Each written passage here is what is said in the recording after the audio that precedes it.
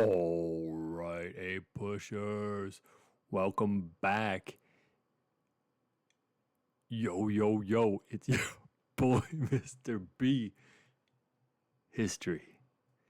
Coming at you with them notes. We got quite a large selection today. Hope you enjoy it. Make sure you like, subscribe, add, comment, and ring the bell for notifications. Without further ado, here we go with the British Atlantic world, the settlement of the 13 regional colonies from 1660 to 1750.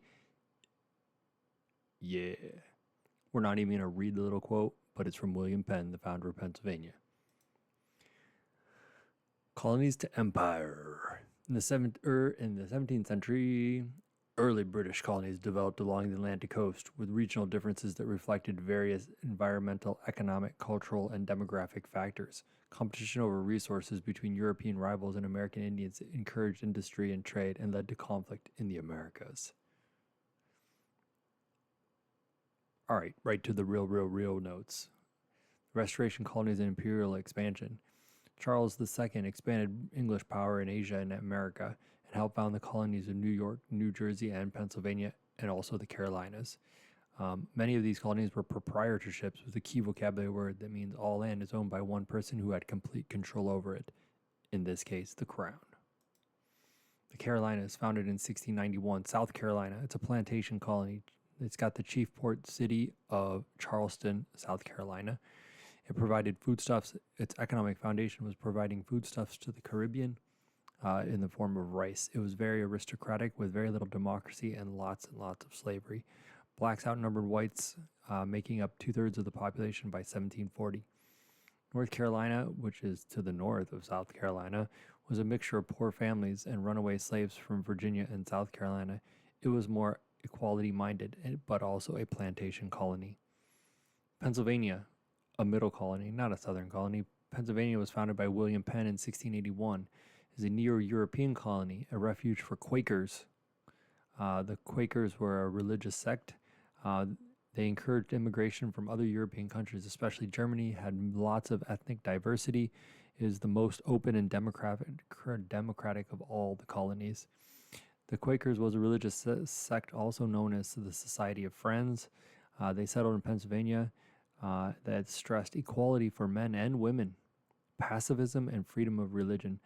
Pacifism is a great vocabulary word. It means not believing in violence.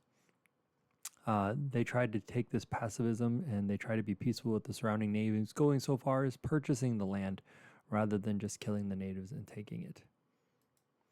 From mercantilism to imperial dominion. Mercantilism is a fantastic vocabulary word. It means the policy of gaining wealth by stimulating manufacturing and foreign trade in an effort to keep colonial trade in British hands. So it's like government-sponsored manufacturing and trade in an effort to generate wealth for the mother country. This policy of mercantilism was encouraged by the British government in the form of the Navigation Acts, a series of laws passed in 1651, which required goods to be carried on English ships only, and the colonies could only trade, import, and export with England. To pay for the customs officials to enforce these laws, the colonists had to pay a tax called the Revenue Act of 1673. This was backed by military force. The Navigation Acts were mostly ignored by the colonists, who went around them by smuggling. The Dominion of New England, set up by King James II to control the New England colonies and New York, New Jersey. He took away their self-government and appointed Sir Edmund Andros to rule over them. The Dominion ended when King James was overthrown in the Glorious Revolution, which led to rebellions in Massachusetts, which kicked out Edmund Andros, in Maryland, which removed their Catholic governor, and New York, which resulted in Leicester's Rebellion. Under the new constitutional monarchy of William Mary, they began the policy of mostly ignoring the North American colonies, allowing them to rule themselves. This policy of ignoring the colonies became known as salutary neglect, or good neglect. Imperial Wars, the Second Hundred Years' War from 1689 to 1815. It's a period in which England fought 7 major wars. The British leaders created a powerful central state and spent a lot of money on the military, especially in building up their strong navy, which dominated the oceans. Native peoples. The native peoples had to deal with all this with is interaction between the Europeans and the natives continued. As the influx of colonists kept increasing, resulted in tribalization, which is the adaptation of stateless people to the demands of neighboring states.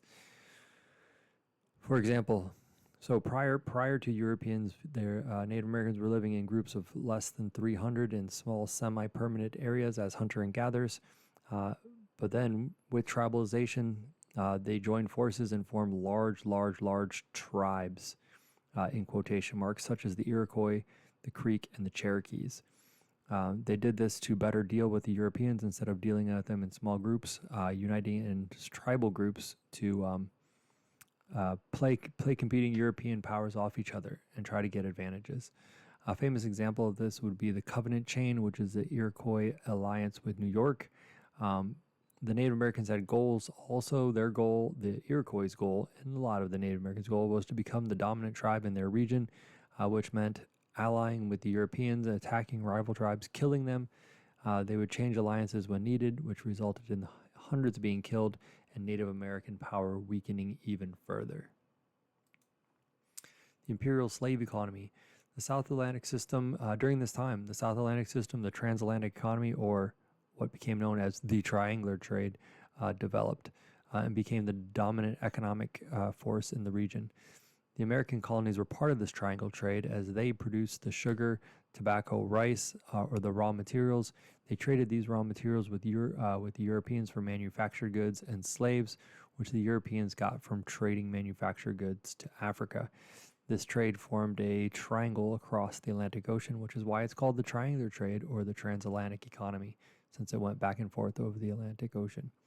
Sugar is or was the primary product and the most profitable crop of this triangle. It required intensive labor, which is why slaves were brought in as cheap laborers. It was a rich man's crop. It required a heavy amount of investment to get to get a large plantation and to get the machinery needed to run a sugar mill. England and the West Indies.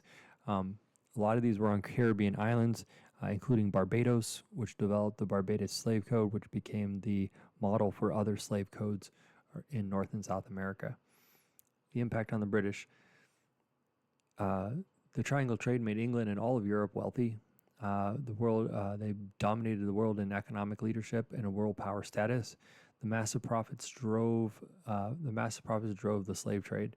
Africans, and the slave trade. 11 million slaves were sent to America. The African tribal leaders used to use the sale of slaves to finance their kingdoms. Thousands died in making the forced journey. This forced journey was called the Middle Passage. Newly captured slaves were crammed into boats with barely any food or water and shipped across the Atlantic Ocean, then forced to work long hours in terrible conditions in the plantations in the Americas. Slavery in the Chesapeake and South Carolina. The Chesapeake refers to Virginia and Maryland because of the Chesapeake Bay, which is where Jamestown was. Slavery in the British Southern colonies after Bacon's Rebellion. Slave populations doubled as there was a turning point. Bacon's Rebellion was a major turning point as plantation owners tried to use indentured servants or stop using indentured servants and started switching to a permanent labor force in the force of slaves. Slavery was defined in racial terms. Slaves were treated with violence to keep them in line.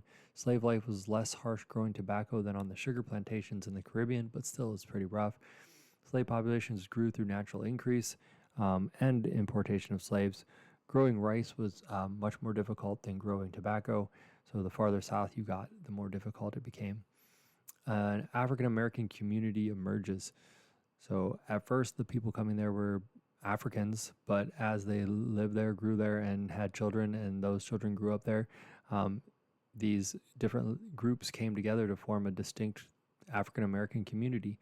The slaves came from different tribes, spoke different languages. They preserved some of their cultural traditions, such as drums and music, and religious and value beliefs. Resistance and accommodation. Under constant threat of violence, some of the slaves ran away. Some protested silently by working slowly or stealing and trying to negotiate with their slave owners. Fear of slave rebellions. There were some small localized rebellions, the most notable one being the Stono Rebellion in 1739. It was the largest rebellion in South Carolina, but was suppressed by the colonial militias. The rise of the Southern gentry, white identity and equality. Large plantation owners educated their children and taught them to be proper gentlemen, modeled on the British aristocracy or gentility. They lived in mansions, expanded opportunities and rights to poor white people to help prevent rebellions. They bribed the poor to vote for the rich and defer to the rule of the planter elite. Planter elite is a definition of a well-educated, refined, stable ruling class in the southern colonies. And that's it, today, pushers. We made it to the end of this set of notes. I hope you enjoyed it. Again, like, subscribe, add, ring the bell for notifications if you want more of these videos. Until next time, this is Mr. B History. Out.